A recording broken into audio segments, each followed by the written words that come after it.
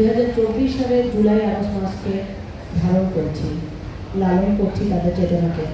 কিন্তু আসলে 2025 সালে এসেও আমরা সেই দুঃখকে আবার আমাদের পুনর্জাগরিত হয়েছে মাইলস্টোনের ঘটনা দিয়ে।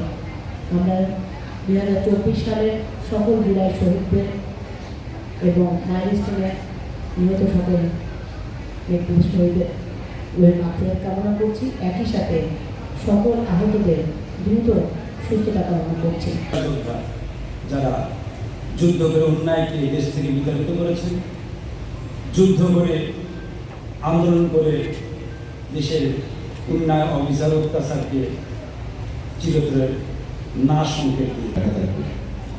এটা বলার মতো নয়। আমাদের দেশের এই তরুণ সমাজ এবং ছাত্রদের একটা আজকের যে শপথ, আমরা দীর্ঘ সময় ধরে এই শপথ অনুষ্ঠান শুনছি। শুধু শপথ বলেই শপথ শেষ করলে হবে না। এবং আমি আরও স্মরণ করি আমাদের মাইলস্টোন কলেজে যারা কর্মী ছাত্র ছাত্রী এবং শিক্ষক অভিভাবক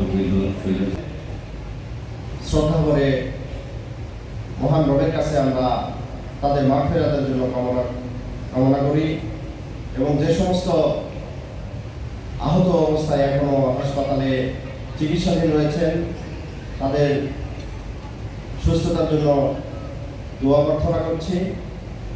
সেই সাথে সাথে ৭১-এর মুক্তিযুদ্ধ, 2024-এর যে পুনর্জাগরণ, অভ্যুত্থান, যারা শাহাদত বরণ করেছেন, কোরআন কারিমের ভাষায় যদি আমি বলি, ওয়ালা তাকলু লিল্লাযিনা ফি সাবিলিল্লাহি আমওয়াত আল আহইয়াউ ওয়ালাকিন লা তাশউরুন, যে আল্লাহর পথে যারা নিহত হয়েছেন তাদেরকে তোমরা মৃত বলো না।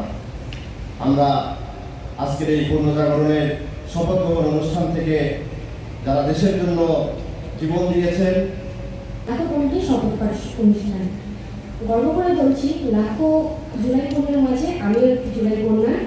জুলাই আমাদের শেখায় অন্যায়ের কাছে মাথা